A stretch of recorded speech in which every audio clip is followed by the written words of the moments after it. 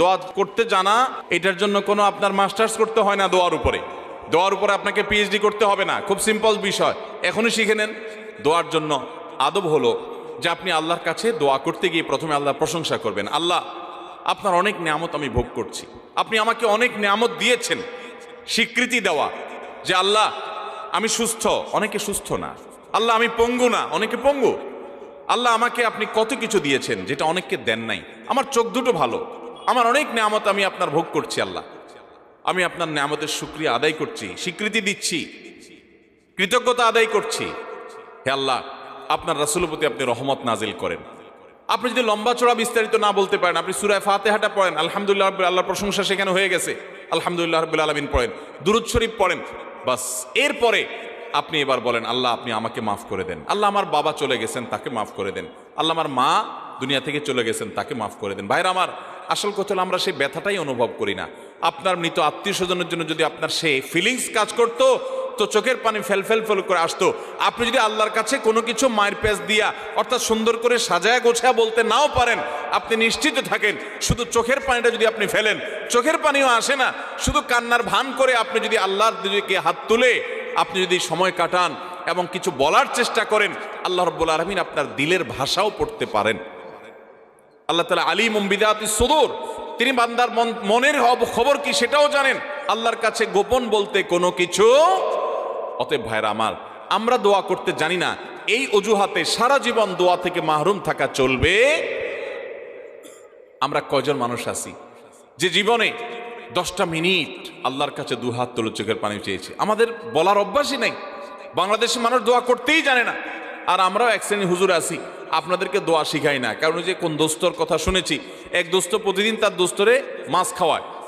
তো যে দোস্তরে মাছ খাওয়ায় সে দোস্ত বলে, দোস্ত প্রতিদিন তুমি মাছ খাওয়াও, এত কষ্ট করো, তো এত কষ্ট না করে কোত্থেকে মাছটা ধরে আনো, আমাকে দেখাই দিলে আমি তো নিজেই ধরে খাইতে পারি, তোমার আর কষ্ট করা লাগে না।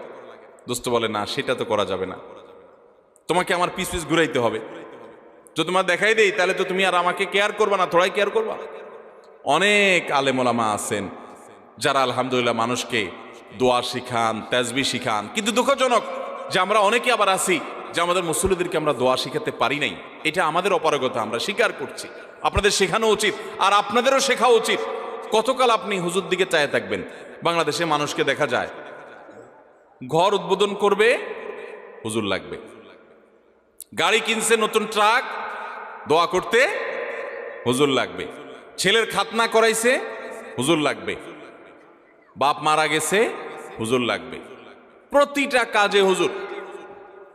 আমি একবার এক থানার ওসি সাহেবকে বললাম, উনি আমার অফিসে আসছিলেন, আমার থানার ওসি, কথাবার্তা হচ্ছিল। একটা পর্যায়ে কি একটা প্রসঙ্গে আসছে, আর বললাম যে ওসি সাহেব, একটা বাড়ি থেকে আপনাদের অসৎ অফিসাররা যারা টাকা খায় কয়বার খাইতে পারে?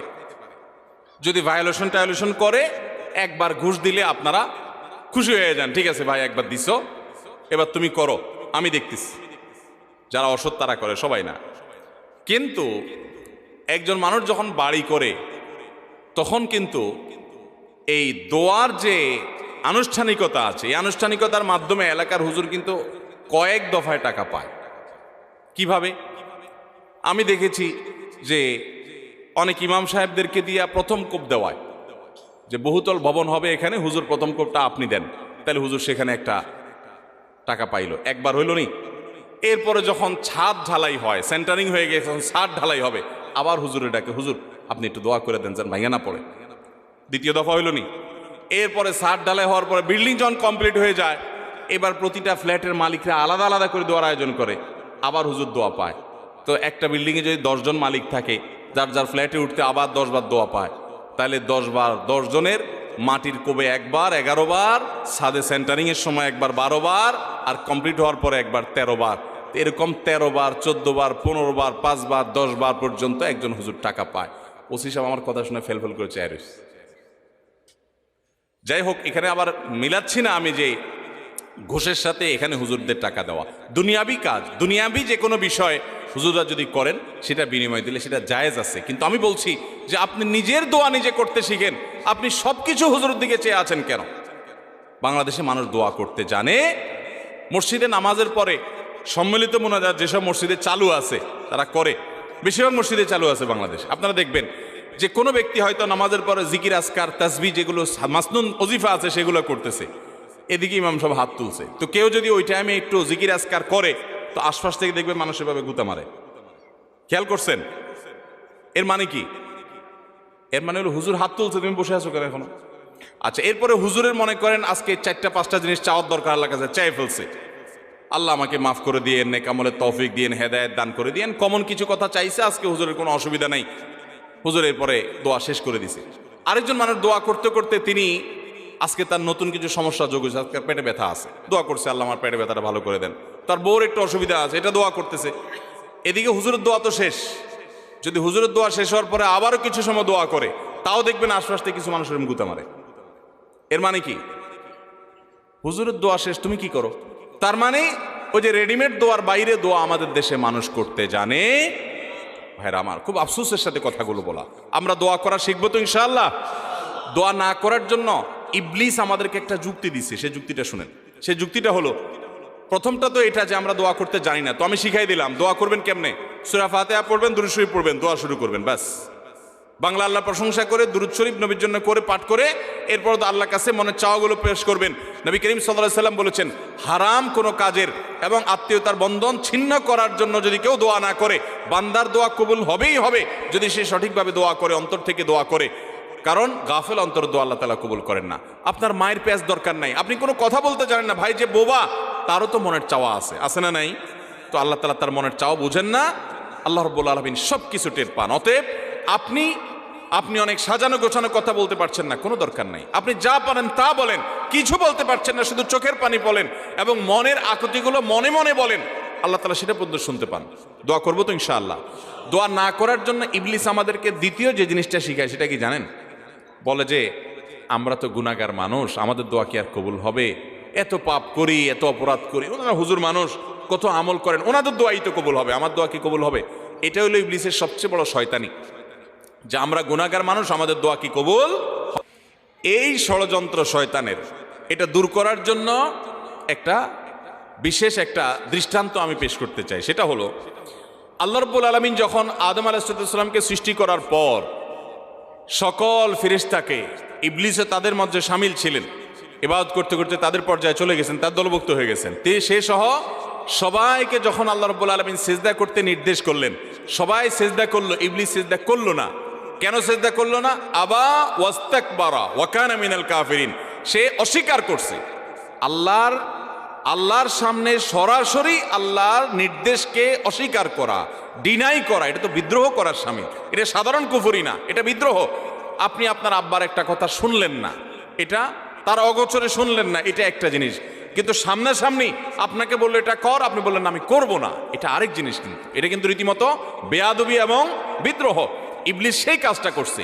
বোঝার চেষ্টা করেন, এইরকম জঘন্য অপরাধ যে আল্লাহ রাব্বুল আলামিনের সামনে সরাসরি বিদ্রোহ করা, সরাসরি বেয়াদবি করা। কার সামনে বেয়াদবি?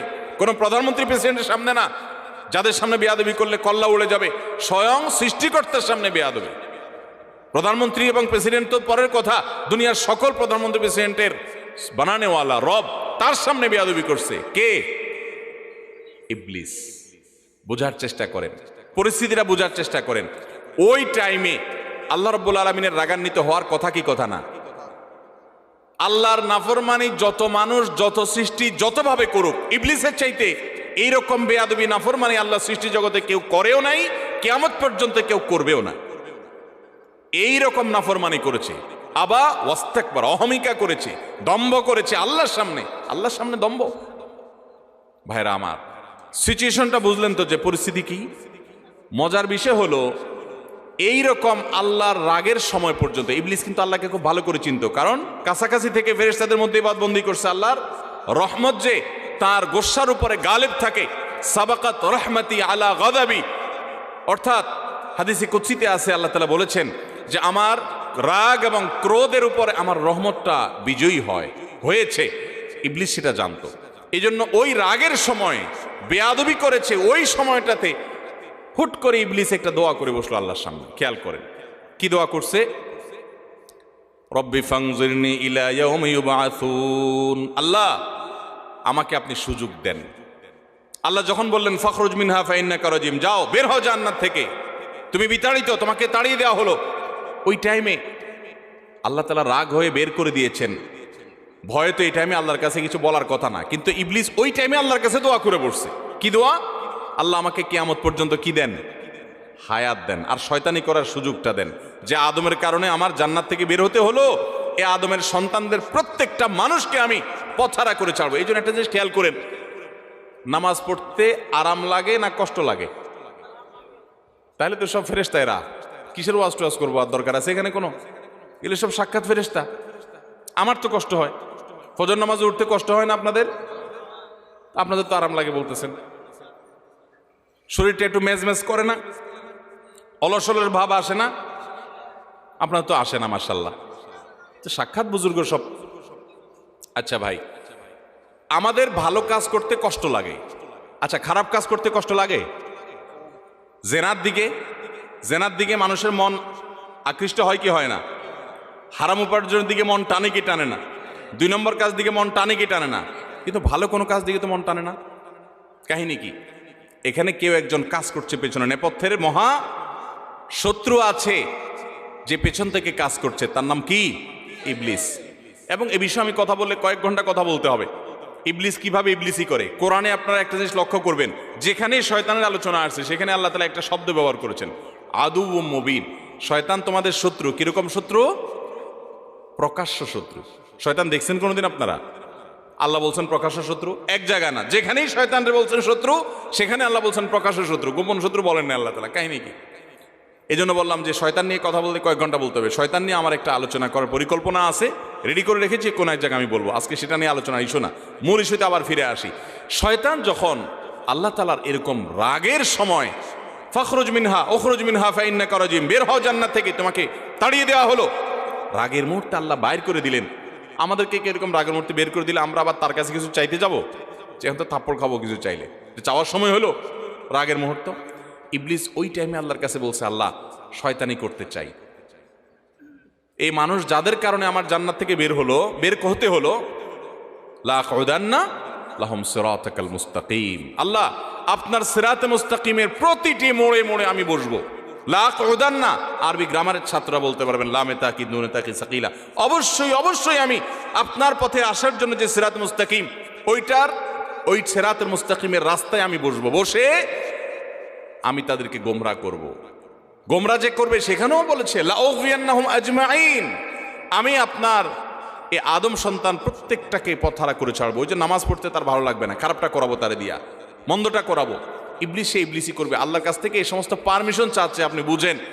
রাগের মুহূর্তে তাও আবার ইবলিসই করার পারমিশন চাচ্ছে, যেহেতু দোয়া করছে আল্লাহর কাছে, প্রার্থনা করছে। আল্লাহ তাআলা বলেছেন ইন্নাকা মিনাল মুনজারিন, যাও তোমাকে তোমার কাঙ্ক্ষিত প্রার্থিত বিষয় মঞ্জুর করে দেয়া হলো। একটু বোঝার চেষ্টা করেন, ইবলিস যদি ইবলিস হয়ে আল্লাহর রাগের মুহূর্তে দোয়া করে পায়, তাহলে আপনি আমি কি ইবলিসের চেয়ে খারাপ হওয়ার কোনো সুযোগ আছে? তাহলে আমাদের যদি মনে হয় যে না আমরা তো গুনাহগার মানুষ, আমাদের দোয়া কি কবুল হবে, তাহলে বুঝতে হবে এটা ইবলিস আমাদেরকে দোয়া থেকে বঞ্চিত রাখার জন্য নেক্সট সুরতে ধোঁকা দিচ্ছে। মনে হচ্ছে আমরা বিনয়ী হচ্ছি, তাই না? যে আমি নিজেকে ছোট মনে করছি, আরে আমি গুনাহগার, আমার কি দোয়া কবুল হবে? এটা নেক্সট সুরতে ধোঁকা। আপনার দোয়া কবুল হবে না কে বলেছে? আল্লাহ ওয়াদা করছেন উদউনি, তোমরা আমার কাছে দোয়া করো, আস্তাজিব লাকুম, আমি দোয়া কবুল করব। আর ইবলিস আপনাকে বলতেছে না না, তুমি গুনাহগার মানুষ, নামাজের ঠিক নাই, রোজার ঠিক নাই, তোমার দোয়া আল্লাহ কবুল করবে? এই জন্য আমাদের দ্বারা দোয়া করা হয় না। ভাইরা আমার, ইবলিসই আমরা শুনবো না। দোয়ার মাধ্যমে বান্দা লাভবান হয়। বান্দা যদি দোয়া করে সেটা 3 ভাবে কবুল হয়। কয় ভাবে কবুল হয়? 3 ভাবে। দোয়া যদি শর্ত পূরণ করে আপনি করতে পারেন, মিস হবে না। হালাল উপার্জনকারীর দোয়া কবুল হয়, হারাম দিয়া দেহ গঠন হলে দোয়া কবুল হয় না। দোয়া কবুলের মূল শর্তই সেটা। এরপর দোয়া কবুলের শর্ত হলো যে সালাত সালাম পেশ করবেন নবী করিম সাল্লাল্লাহু আলাইহি ওয়াসাল্লামের প্রতি, আল্লাহর প্রশংসা নিবেদন করবেন। এর মাধ্যমে দোয়া করলে দোয়া কবুল হবে। ভাইরা আমার, আপনি যদি দোয়া করেন, নাম্বার 1, যা চাইছেন আল্লাহ তা আপনাকে দিবেন। এটা হলো দোয়া কবুলের একটা পদ্ধতি। চাইছেন একটা, আল্লাহ দিয়েছেন আরেকটা, সেটাও দোয়া কবুলের পদ্ধতি। আপনি মনে করতেছেন যে আমার এই মুহূর্তে পানি হইলে মনে হয় লাভ হবে, আল্লাহ তাআলা আপনাকে হয়তো পানি না দিয়ে আরেকটা দিয়েছেন যেটা আপনার এর চেয়ে বেশি ইম্পর্টেন্ট, আপনি নিজে জানেনও না সেটা। তো দোয়াটা সেভাবেও কবুল হয় যে আমি যা চাইছি তা হয় নাই, কিন্তু অন্য কিছু হয়েছে যা আমি চাই নাই, এটা দোয়ার মাধ্যমে হয়। তৃতীয়ত, বান্দার দোয়া কখনো কখনো আল্লাহ দুনিয়াতে কিছুই দেন না দোয়ার বিনিময়।